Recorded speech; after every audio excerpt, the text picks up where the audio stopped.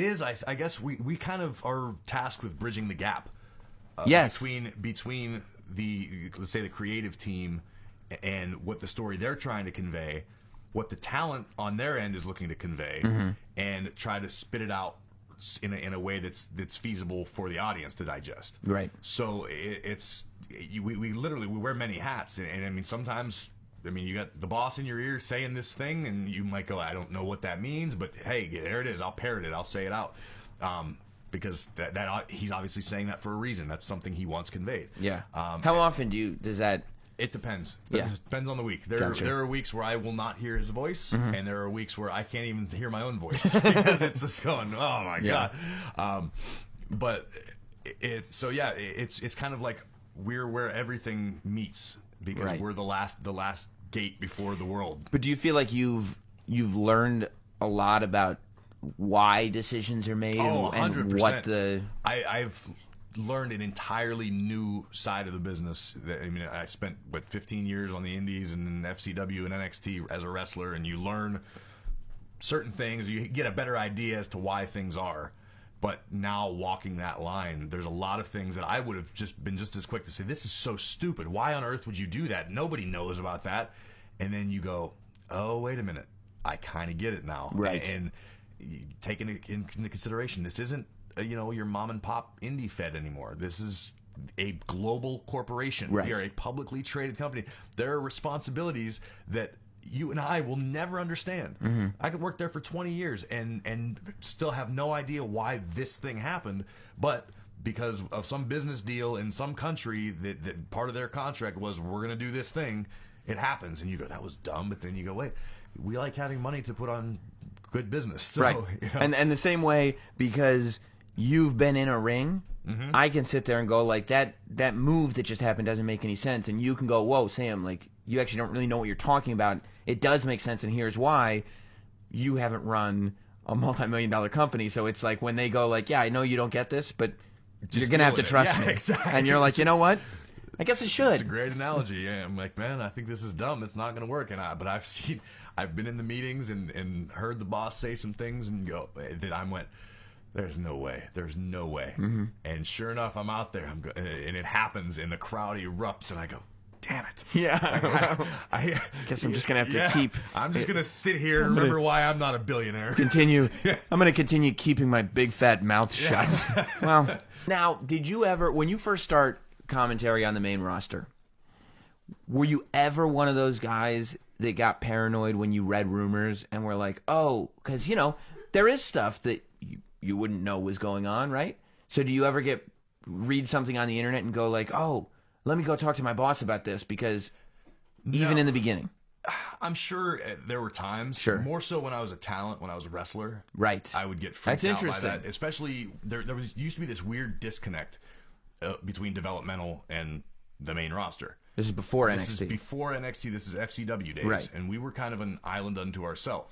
And you've got myself, Rollins, Ambrose, Reigns, Bray Wyatt. I mean, who's who of who's up there now. Yeah. And nobody told us anything. No one knew if anybody was ever going to get called up. And I've used the comparison in the past. It was like Toy Story. The claw with the aliens. Yeah. Everyone's kind of in this thing going, oh, it's always better up there, but no one knows when the master or the creator or whatever is coming to get. And then all of a sudden the claw would come and go, oh, there goes Cesaro. And then you just never saw him again until he was on TV. And in your head, it's like, well, Rollins is the champion, so he's the next guy. Right. Except Cesaro's the next guy. Except this guy's the next guy. Whatever. And then you're going, I don't even understand the logic. You have no idea. There seemed to be no rhyme or reason. And then NXT started, and Triple H took over, and there became a lot more synergy. And now, I mean, I go down to the Performance Center. I don't even know half the people there, and I'll probably meet them when they're on Raw. And I'm like, oh, I didn't. Okay, nice to meet you. You did what? Oh, all right. Hey, yeah, he's the Intercontinental Champion now, guys.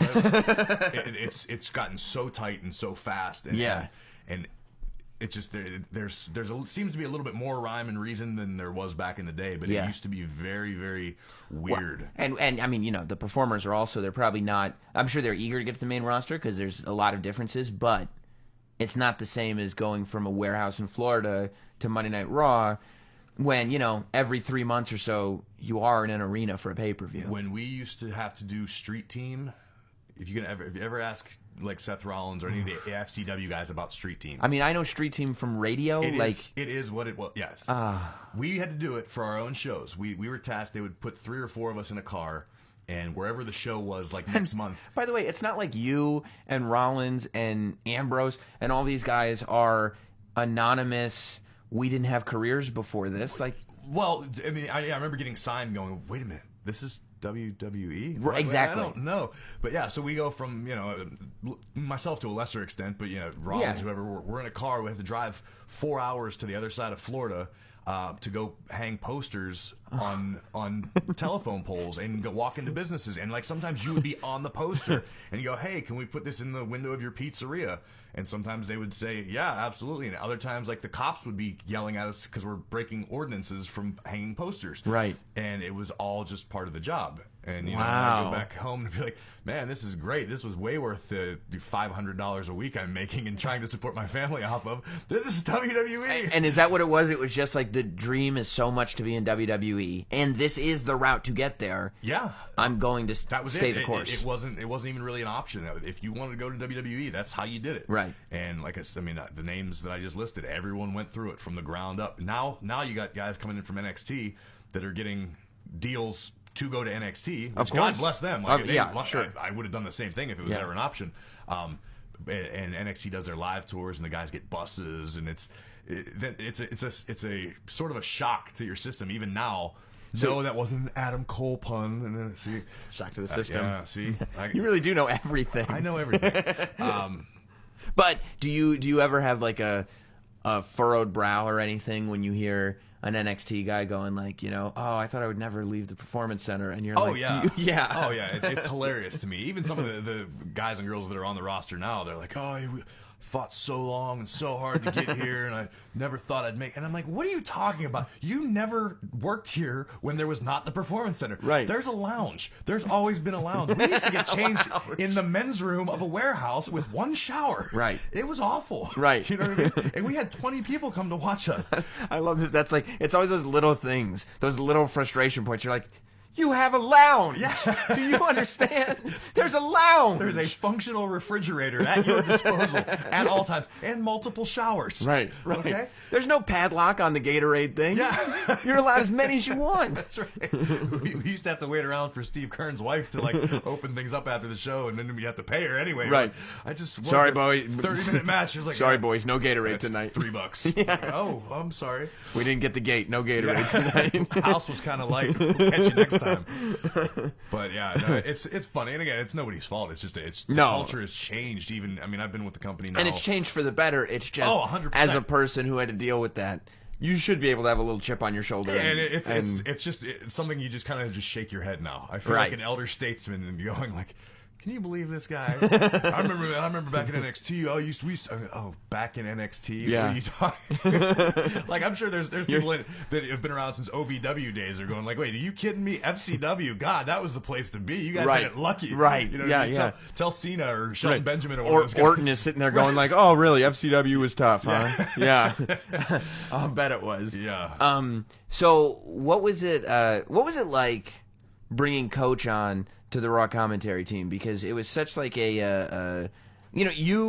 and Booker and Cole had this thing, and you had your role of being there whenever Booker made a mistake to point out that Booker made a mistake. And I was kind of thinking about that as I saw that it when it transitioned to to Coach, you didn't change in the sense that like I'm still going to be here to bust balls, but I'm going like, is Coach used to that? Does he know Graves? It's funny you bring that up because by design, his first few weeks, because I don't know Coach well on a social level. I mean, I'm cool with him. We've hung out like a handful of times, socially. But you work together. Yeah, but I don't see him on Monday. I don't know him. You know what I mean? Which is different. Whereas Booker, by the time we were doing Raw together, I'd worked with him at the studio every week for a year and a half and spent all day with him. So people forget about those Raw pre-shows that were in Stanford. We had a chemistry. We'd go to the hotel bar afterwards and just talk business and have fun. So I had a rapport with him already. So Coach was kind of the square peg in the round hole, and so the first few weeks I was like, I'm not going to come at him too hard because I want him to get back into it. You know what I mean? It's not like something you just pick up overnight and go, oh yeah, I'm back doing Raw commentary. Yeah. So I kind of gave him a little bit of slack. And then after about 3 or 4 weeks, I was like, I'm getting a little more comfortable. I'm gonna like just a light jab here and there. And he reacted fine to it. Yeah. And then I was like, okay, all bets are off. So now I'm just like, I just sit there and wait for him. I'm just. It really does seem like you're just sitting there in the cut. Just wait. Say one thing. I'm like a tiger in the weeds, just waiting for the baby deer to walk. I mean, there was the tweet that went out that was like, he said, carry, verb, what I do to Corey Graves and Michael Cole, and you just go, that's an adjective. It's just like, there it is. Yeah. There it was. Has there been anything that he's been like, Graves, cut me a little slack, he's or cool. he's cool? No, he's cool about That's it. That's what I thought. It's, it's just part of the game, you know what I mean? Right. We 3 hours is a long time to talk about anything, and you got to keep yourself occupied and entertained. My favorite thing though is you can tell when he's been tweeting on the air because he'll literally repeat something.